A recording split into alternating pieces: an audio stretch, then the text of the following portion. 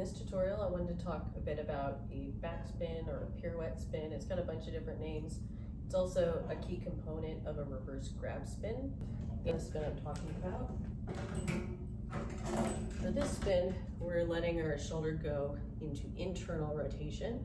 So our shoulder is winding up, which allows us to unwind it, and that helps us generate momentum to transition into other skills. I mean, first of all, you need to make sure your shoulder is prepared for this. So definitely don't push through any pinching or nervy things in your shoulder. One is just doing a pirouette. So pirouette, or wait, is it our feet? So twisted grip pirouette. Doing a spin, we do want to turn so our arm is actually to the side. Okay, so for most people, we're not loading the shoulder when it's internally rotated and directly overhead. And this is for shoulder health. So as I turn through and wind my shoulder forward, I lean over a bit. So my arm is really out to the side. So again, you can kind of test like a good position for your shoulders, like arm height and like how much to the side. Like some people could go a little bit more overhead, or some people are going to be directly out to the side. But again, be careful with that. So, showing from this angle here. So I'm going to start my turn,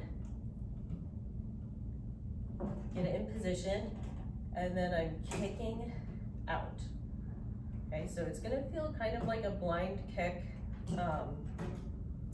So it takes some practice to get momentum and combine it with the little half turn we do at first.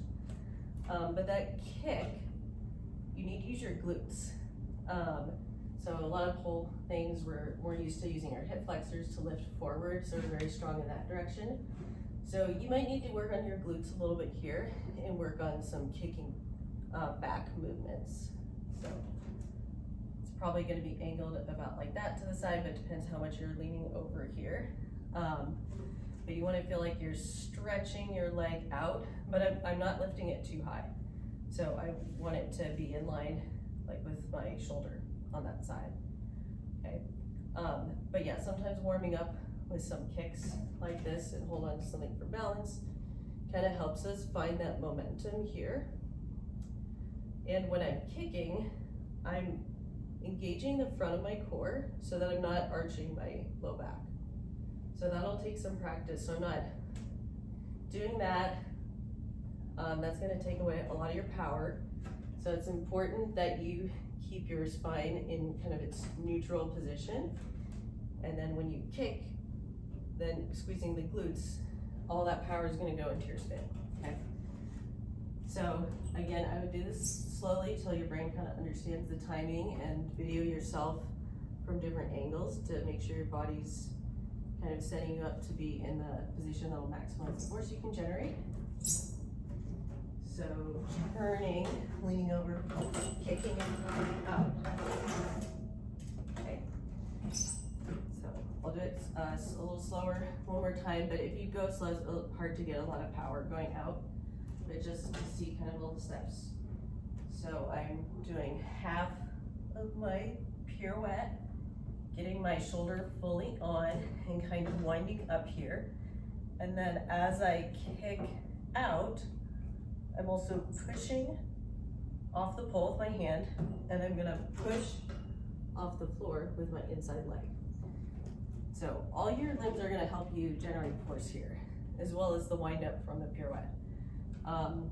So the kick is gonna be the most important part after making sure your shoulder's in a good position. But then after that, you can kind of see how well your other leg is helping you. So you're bending or plieing and pushing. So this is a good drill you can do too. So see how I'm lunging down, and then as I push off the floor, my heel comes up first, and then I kind of roll through the toes.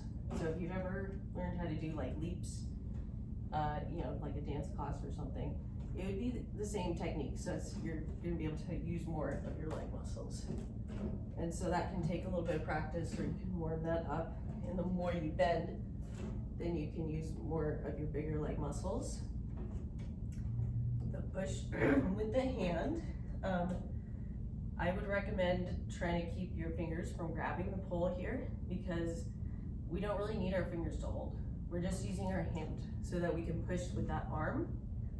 And a lot of times if you put your fingers around, you're gonna hold on for too long, and you need to be able to let go, because if these aren't timed at the same time, it's gonna throw your spin off, or your arm's just gonna slow you down, okay? So, I'm gonna do my little half turn here, and then the push here, the back of my hand is lined up with the side of my leg, because I'm trying to push myself out.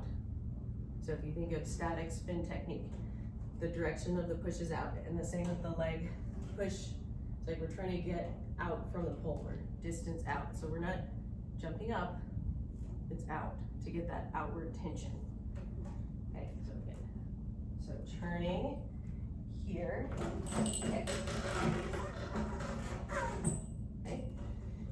And so as you kind of get all the pieces timed correctly, and you'll start to feel it when they're all kind of working together instead of maybe working against each other a little bit, but also filming will help to kind of notice if everything's going at the same time.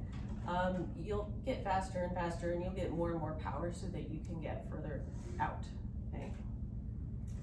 So the more out that we're able to get here, then we're gonna have a longer spin, and it's gonna give us options for tricks that we can go into from there.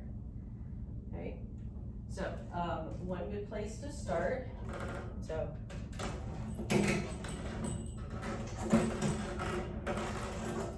is just going into a chair spin.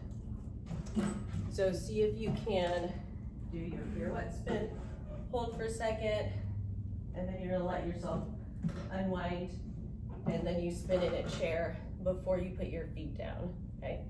And our chair spin is gonna have that external rotation in the shoulder. So your shoulder is gonna have to be comfortable taking most of your body weight, going from the internal to external rotation, okay? So again,